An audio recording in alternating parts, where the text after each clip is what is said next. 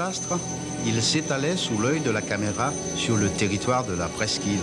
Taotira a payé un lourd tribut à la tourmente. Les effets combinés du vent, de la pluie et de la mer pénétrant à l'intérieur des terres et inondant le village n'ont rien épargné. Lisa, Nano, Orama, Prema, Reva, Veena et Williams. Un cyclone par mois entre décembre 1982 et avril 1983. Durant cette période, la Polynésie française est durement éprouvée. Les dégâts sont estimés à 17 milliards de francs pacifiques. Une goutte d'eau comparativement aux 8 milliards de dollars qu'ont coûté les cataclysmes dans le monde. 2000 victimes et des centaines de milliers de sans-abri. Fin 1997, une humidité supérieure à la moyenne fait naître la vie dans le désert d'Atacama, au nord du Chili. Des fleurs, des insectes apparaissent. Ce phénomène anormal attire l'attention des scientifiques.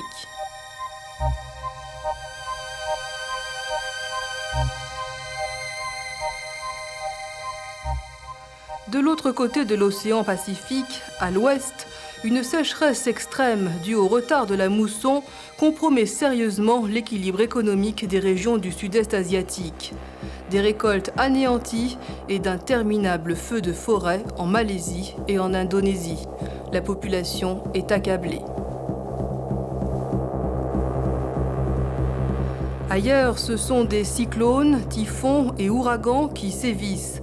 Les côtes du Japon, Hawaï et les îles du Pacifique sont les plus exposées.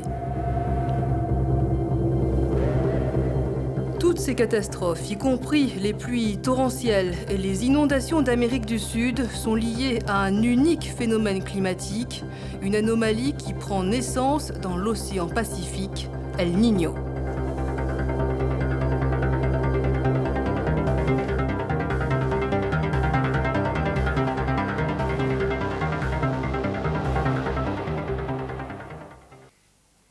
C'est un ennemi redoutable. Les Américains l'ont appris à leurs dépens lors de la Seconde Guerre mondiale dans le Pacifique. Historiquement, pourtant, ce n'était pas la première fois qu'El Niño mettait une armée en déroute. Les Américains étaient en train de remonter, une fois qu'ils avaient pris une pâtée, ils étaient en train de remonter vers le Japon. La stratégie consistait à faire des sauts de puce à travers les îles du Pacifique et il a été décidé, entre autres, de débarquer à Tarawa. Tarawa, qui est dans les Marshall, qui est par là. Comme d'habitude, l'état-major avait fait le compte en exhumant les anciennes cartes qu'ils pouvaient trouver à de droite et de gauche, que généralement les Japonais avaient essayé de faire disparaître. Et pour Tarawa, comme pour les autres, ils ont compté tant et tant de Macabées, tant et tant de blessés. Et ils avaient prévu donc de l'ordre de 500 morts, en gros. Et donc il y avait aussi les Serpais qui étaient prévus. On arrive, les bateaux de débarquement, les chalands de débarquement, qui étaient prévus passer par-dessus le récif. Ils arrivent sur le récif, plein à craquer naturellement, et s'échouent sur le récif. Ils n'ont pas pu passer parce que le niveau de l'eau était plus bas que ce qui était prévu sur les cartes et les instructions. Résultat, au lieu d'avoir de l'ordre de 500 morts, ils en ont eu 3 à 4 000. Tout cela à cause du phénomène El parce Niño. qu'il y avait un El Niño modéré, entre guillemets, en 1943. Personne n'en avait entendu parler et surtout, personne n'avait entendu dire que ça provoquait une baisse de niveau de ce côté-là et une hausse de niveau de l'autre côté. De l'autre côté, un peu plus avant, c'était en 1526, Pizarre s'apprêtait à faire fortune en allant démolir l'Empire Maya. Il débarque par ce Panama, met le feu à ses bateaux comme d'habitude, et avec sa troupe de coupe-jarrets et bandits de haut vol, ils arrivent sur un petit torrent qui normalement était à sec et on passait en se mouillant vaguement les pieds. La troupe de Pizarre est restée de l'ordre de 2 semaines, plantée comme des imbéciles devant un torrent furieux qu'ils n'ont pas pu traverser. Il a fallu attendre que les orages laissent un peu. En 1526, Pizarre venait de découvrir, à ses dépens, une autre des conséquences d'El Niño, c'est-à-dire des pluies torrentielles sur une côte qui normalement est une des plus sèches du monde. El Niño se caractérise par une élévation anormale des eaux équatoriales de l'océan Pacifique. La lisée provoque un courant d'est en ouest qui laisse remonter des eaux froides du sud, riches en substances nutritives. C'est le mécanisme du upwelling. En année El Niño, il y a modification du champ de pression. Les vents faiblissent, peuvent même s'inverser, et c'est alors une immense bouillotte qui glisse vers l'est en empêchant les remontées d'eau froide. La température océanique monte de 7 à 8 degrés, l'humidité atmosphérique augmente, favorisant la formation de cyclones.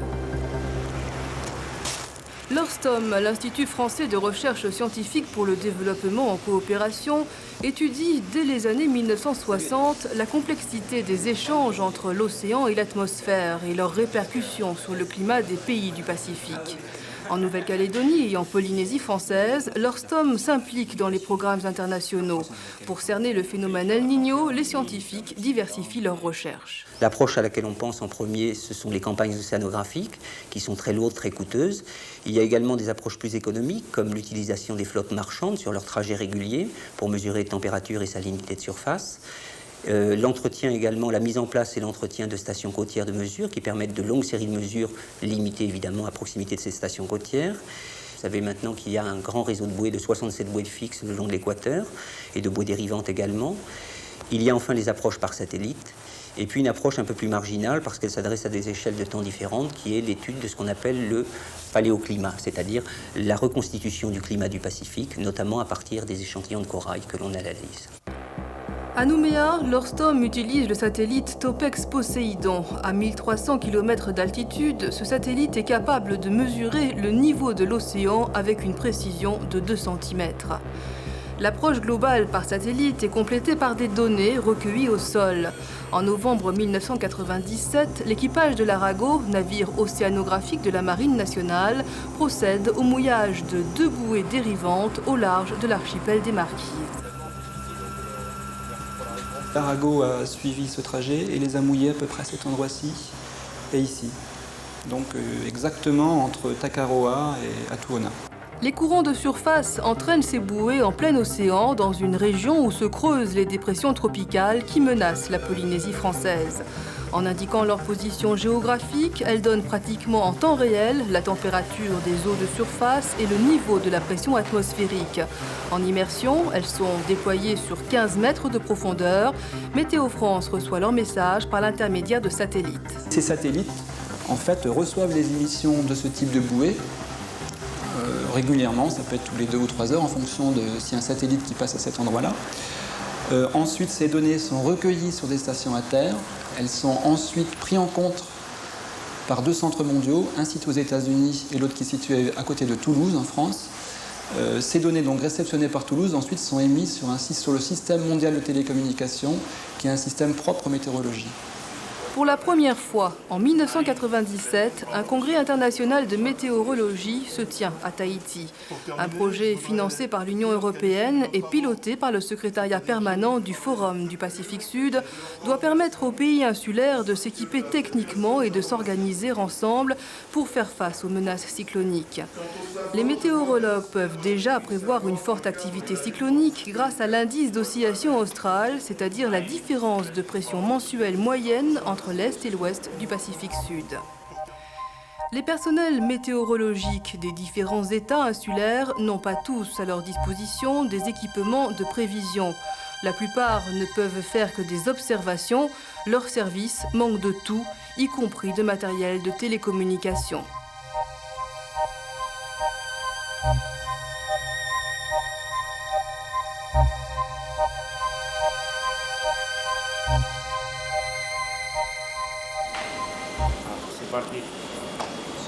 La station Météo France en Polynésie française est l'une des plus performantes de la région. Elle emploie une centaine de personnes, dont 6 prévisionnistes qui se relaient jour et nuit. Elle est entièrement informatisée et reçoit les images du satellite GOES-9, une vue du globe terrestre toutes les 3 heures et de l'hémisphère sud toutes les demi-heures. Météo France travaille en liaison avec les grands centres de la région. On reçoit les données via donc Nouméa, qui est notre liaison principale avec le système mondial de transmission de la météorologie. Nous sommes destinataires des messages en provenance de Hawaï, en provenance de Fidji, qui est le centre météorologique régional spécialisé pour les cyclones. Et nous recevons des données de l'Europe, donc du modèle de simulation de l'atmosphère de l'Europe, via Toulouse. Les données sont transmises par signal numérique décodé par une table traçante. Elle imprime des cartes pointées qui sont interprétées et complétées graphiquement par les prévisionnistes. Météo France couvre 5 millions de kilomètres carrés d'océan. Ça part au-dessus des Marquises, en fait, à peu près 5 sud, juste en dessous de l'île de Rapa. Et puis l'est des Gambiers jusqu'à l'ouest de la Polynésie, donc quasiment sur les côtes du sud. Et puis pour la partie cyclone, donc, qui nous intéresse en ce moment, c'est en fait ce qui se passe dans cette zone-là. La Polynésie française est aussi vaste que l'Europe. Entre ciel et océan sont disséminés 5 archipels, 118 îles, dont 82 atolls.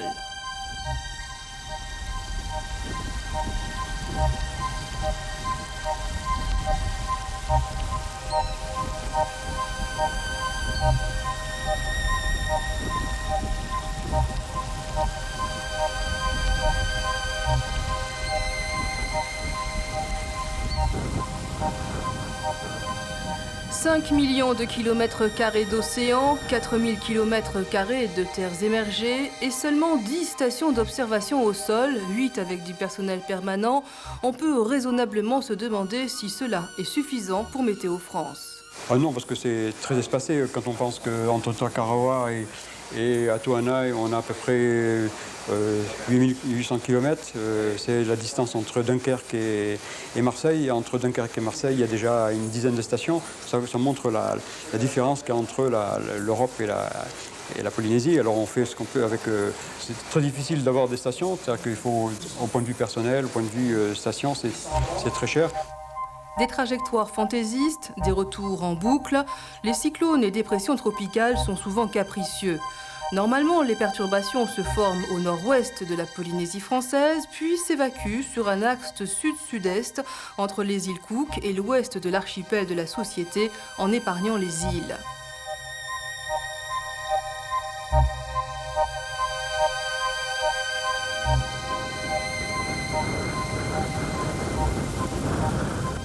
Le phénomène El Niño déplace l'activité cyclonique plus au nord. En plongeant vers le sud, les cyclones menacent directement les Tuamotu et la Société.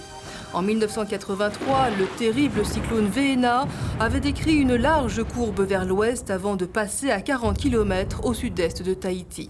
On entendait des toitures s'envoler, le bruit que faisait les tôles. Où était la population à ce moment-là? Une partie était dans ce temple-là. Ils se croyaient à l'abri, mais vers 5 h du matin, la toiture de ce temple, qui pesait à peu près un peu plus de 20 tonnes, et puis la toiture a été arrachée, et puis transportée 500-600 mètres plus loin. Elle a atterri dans la mer. À partir du moment où le vent l'a soulevée, le vent ne l'a pas lâché. Parce que si le vent l'a lâché, il se serait effondré sur la population qui s'est abritée à l'intérieur. Il y a eu quelques blessés. En 1946 et en 1983, 2 cyclones ont eu raison du temple de Taotira. Il est toujours reconstruit au même endroit. Dans la nuit du 12 au 13 avril 1983, des rafales de vent de plus de 200 km/h et la houle extrêmement violente s'acharnent sur le village.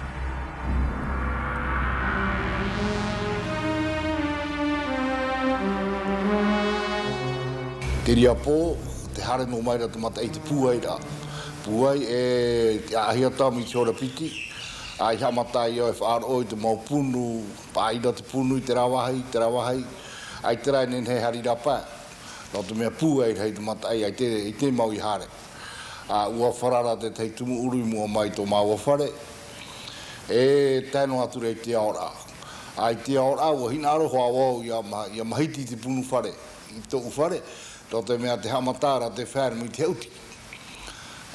Au ai mahiti te punu whare. Mana o te taime mahiti ai tiro ai pāminiti ai te punu whare wahau. I roto i te rā whare ta ato ato, ga harero ona whakata i wa ahuru me te ratuea. Tōna rahai, ai tiro ai pāminiti ai te punu whare wahau. Ai rira, i te rā mai au te taimo whare no te mea uao, maramarama, te were hoa te taimo wahai ai te punu whare wahau, me rei te whare aita. No te pūai ro ato matai, tiria te teime pūai ro ato matai. Ai te rā, e tere ne whae au ahoi tui te whare, u hare māturu tui te pere o matai nā o tō uwherehare whae ai. I o ai e muri mai te whare toa. Te weira ho e pere o matai nire, matai ai ria, nā te teitau e o pīra e whaahoro. I rira māturu tui te rā pere o matai au, hare māturu e piti ahuru ti hapat ata i roto. Me mai te eiro te rira whae ato māturu, e taino ature i te teime hei maru e te matai. Ua hare I mātou e ori hare e pahi e hio e te mau hei ino. Ria tō I te rai tātai nei, te meri, ua ino te mau me ato, ua tahuri te pere o, ua pararita mātou meri. L'ancienne et la nouvelle mairie se côtoient. Bâtiment paracyclonique à étage, il peut servir de refuge à la population. À l'époque, rien n'était prévu. C'était une chance que l'école maternelle était vraiment épargnée. La municipalité donc, a pris une décision de loger la population dans l'école elle-même et ça a duré une bonne semaine quand chacun a donc eu le temps de remettre un peu son faré sur pied. Tout juste rentré de Paris, où il était en mission, le député maire de Taotila, accompagné du ministre des Dom-Tom, Georges Lemoine, rejoint son village en hélicoptère. Les infrastructures routières sont devenues impraticables. Gonflées par les crues, les rivières ont tout emporté. Certains ponts ont cédé. Tahiti est complètement sinistré.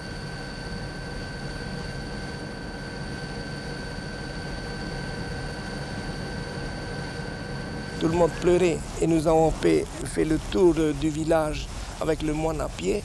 C'est moi justement qui me disait c'est impensable, qu'il n'y a pas de mort.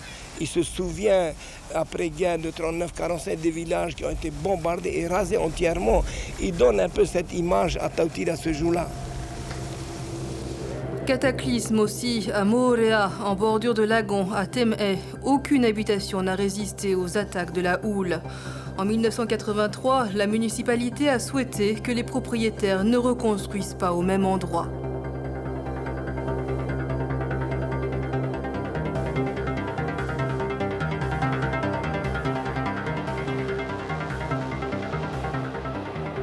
Encore plus vulnérables, les atolls, à peine plus hauts que le niveau de l'océan, sont littéralement submergés au passage d'un cyclone. Dans les Tuamotu, un peu plus d'une dizaine d'abris paracycloniques sont construits sur les îles les plus exposées et les plus peuplées. Ces abris sont des bâtiments publics à double emploi, des collèges ou encore des mairies. Ce type de bâtiment coûte de 100 à 110 millions de francs pacifiques. Le programme de construction lancé par le territoire après 1983 est malheureusement interrompu. Nous avons lancé ce programme sur des fonds territoriaux et nous avons dû l'interrompre en effet pour diverses raisons. Pour raisons financières, naturellement.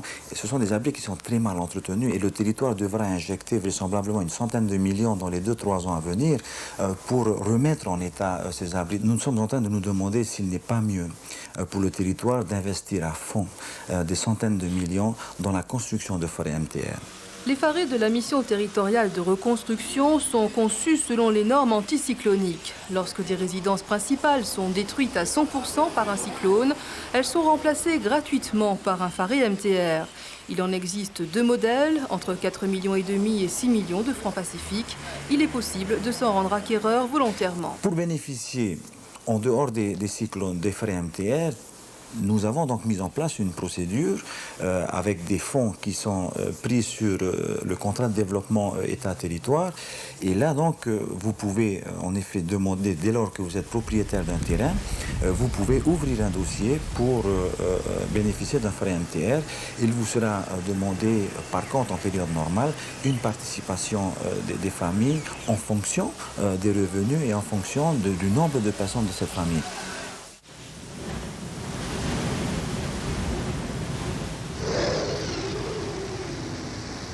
C'est à partir d'un vent moyen de 64 km/h que l'on considère que la population est en danger. Une tempête tropicale devient cyclone lorsque le vent moyen dépasse 117 km/h. Lorsque Météo France identifie un phénomène susceptible de menacer la Polynésie française, la protection civile en est directement avertie. L'évolution du phénomène mobilise les autorités concernées dès que la menace sur une île est confirmée. La cellule de crise se met en place, je dirais pas à la première phase, donc qui est préalerte à plus 48 heures, mais elle se met en place au niveau de la protection civile lors de la phase numéro 2, qui dit qu'un archipel peut être concerné à plus ou moins 48 heures, jusqu'à 48 heures, de 18 à 48 heures. La position à 0 heure serait ici, à environ... Au niveau de cette cellule de crise, il y a un officier de détaché du COMSUP, et donc nous traitons avec lui pour voir les missions qu'ils auraient à faire en cas d'alerte précise de ces populations ou faire des reconnaissances après le passage de l'événement météorologique. Ces missions ont souvent pour objet de voler au secours des populations très isolées. Les atolls de l'extrême ouest de la société, Bellingshausen, Scilly, Mopelia et Tupai, sont habités par quelques personnes souvent membres d'une même famille. Leur venir en aide par voie maritime serait beaucoup trop long et risqué. La protection civile ne peut agir seule. Nos moyens d'intervention propres à la protection civile sont assez limités puisqu'il s'agit du téléphone, du fax. Mais nous avons quand même un relais auprès des sapeurs-pompiers, puisque les sapeurs-pompiers sont dotés de moyens, vont faire des reconnaissances avec la gendarmerie dans le cadre communal, de la mission communale. Chaque année, la protection civile publie plusieurs centaines de dépliants rappelant les consignes de sécurité à observer en cas de cyclone. Ces dépliants sont distribués gratuitement dans les services publics, les mairies, les écoles. La protection civile remplit ainsi sa mission d'information des populations. Les Polynésiens connaissent la force des éléments naturels lorsqu'ils se déchaînent et n'attendent pas pour mettre en œuvre ces fameuses consignes de sécurité dès qu'une alerte est déclenchée. Il faut s'éloigner des baies vitrées. Donc une remarque pratique, c'est de scotcher les deux faces de la baie vitrée, parce que souvent il y a des projectiles. La vitre ne va pas être cassée par la poussée du vent, mais par l'arrivée de branches projetées par le vent. Donc il faut éviter de se mettre face à ces baies vitrées. Donc essayer de trouver une chambre ou une pièce où il y a un minimum de surface vitrée. Donc réfugier la famille dans cette pièce isolée. Et puis ne pas hésiter à prendre tout ce qui est livret de famille, papier administratif, les mettre dans des plastiques et les mettre au niveau de cette pièce qui est quand même plus isolée que les autres. Autre recommandation évidente, mais hélas jamais assez respectée, ne pas sortir en mer et renoncer au surf même si les vagues sont très tentantes. Depuis 1831, une soixantaine de tempêtes tropicales et de cyclones ont été recensées en Polynésie française. Bilan, 800 victimes. Le plus terrible cyclone depuis le début du siècle a fait 517 victimes au centre et dans le nord de l'archipel des Tuamotu dans la nuit du 14 au 15 janvier 1903. Le phénomène El Niño de l'hiver austral 1997-1998 est plus intense que celui de 1982-1983. Martin, début novembre, et Osea, fin novembre, ont déjà traversé la Polynésie française. Bellingshausen, Maupiti et Bora Bora ont ouvert le bal des cyclones. La saison a commencé avec un mois d'avance et ne se terminera qu'en avril.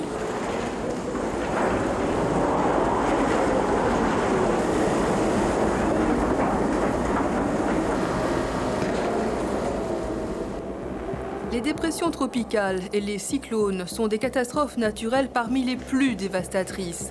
L'énergie déployée par un cyclone équivaut chaque seconde à celle de la consommation électrique de Tahiti pendant 40 jours. La quantité d'eau déversée est de l'ordre de 15 milliards de tonnes, soit 250 millions de tonnes par 24 heures sur la seule île de Tahiti. Les vents peuvent souffler à plus de 350 km/h et le niveau de la mer s'est élevé de plusieurs mètres. 7 cyclones se sont abattus sur la Polynésie française en 1982-1983. Combien en 1997-1998 ? La saison cyclonique subit l'influence d'El Niño. Les scientifiques ont progressé depuis 1983. Ils ont appris à connaître les signes précurseurs du phénomène, mais ils en ignorent la cause. Diverses hypothèses sont avancées, des liens avec les taches solaires, les volcans sous-marins ou encore l'effet de serre. El Niño est une énigme climatique non résolue.